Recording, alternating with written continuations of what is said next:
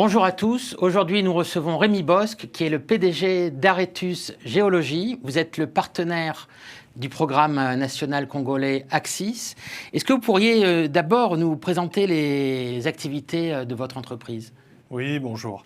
Donc je suis géologue et mon métier c'est l'exploration minière. Chez Aretus, on est un groupe de géologues. On est spécialisé dans l'industrie minière sur le continent, l'Afrique, le Moyen-Orient principalement. Voilà. On a eu, alors depuis un peu moins de 10 ans maintenant, on travaille à faire de l'assistance technique pour du démarrage d'opérations minières. On a pas mal travaillé là-dessus au Soudan, en Tanzanie, en Guinée aussi. Et puis aujourd'hui, on revient en RDC où on a déjà travaillé pour des grandes entreprises d'État dans l'or et dans le cuivre. Alors, quelles sont aujourd'hui les conditions de travail, si on peut dire, entre guillemets, des orpailleurs ? On sait qu'elles sont assez difficiles. Ouais, alors oui, on peut parler de travail pour les orpailleurs. Ce sont des gens qui travaillent. C'est pas un travail de salarié comme on entend beaucoup de gens, en France. Ouais, tout à fait. Mais ce sont des gens qui travaillent très dur. Évidemment, chaque site est différent, mais un cas typique, donc les gens vont extraire le minerai. Ça se fait littéralement à la pelle et à la pioche. Il est déplacé soit dans des sacs, soit sur des brouettes, et il est amené sur des petits ateliers de traitement. Alors évidemment, vous avez vu toutes ces images avec des gens qui sont très peu équipés pour le travail dantesque qu'ils vont faire. Les ateliers de traitement, c'est en général, là vous pourriez avoir, ce sont les endroits où vous pourriez avoir des femmes enceintes, des enfants qui travaillent. C'est en général un petit atelier de concassage. Et puis ça va se finir par un finish au mercure qui se fait à la bâtée. Alors, comment vous entendez transformer leurs activités, leur process de production ? Ouais. Alors je vais parler uniquement de la partie technique. Mon métier, moi je suis technicien. Il y a vraiment pour transformer, et on travaille beaucoup avec l'industrie minière, pour transformer, il y a vraiment tout un volant financier et gouvernance qu'on ne va pas aborder ici. Je vais parler principalement de la partie technique.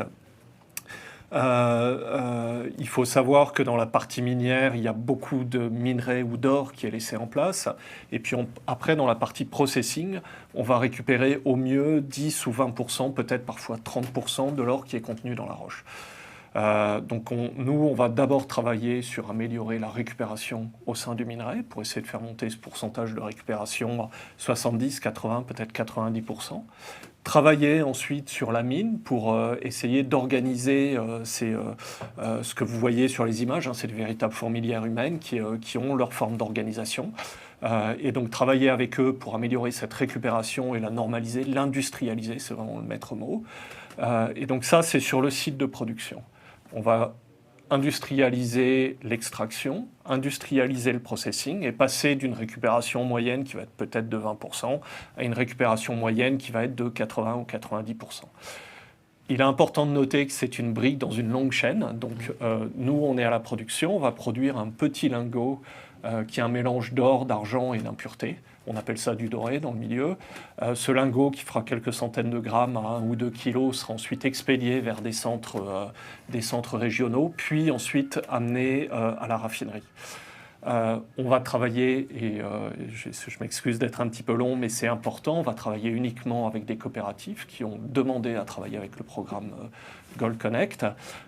Chaque mineur qui travaille là est enregistré par la coopérative, et c'est ce qui permet la traçabilité qui va de la roche jusqu'au lingot qui est certifié à la raffinerie, avec le poinçon suisse. Alors, j'ai une dernière question. Vous avez sur 10 grammes extraits actuellement, je crois que les orpailleurs n'en extraient que 2 d'or. Et vous allez permettre peut-être d'en récupérer jusqu'à 8. Oui. Donc aujourd'hui, la manière dont ça se passe, les gens mettent la poudre de roche dans leur bâtée. Donc la bâtée, c'est comme une assiette.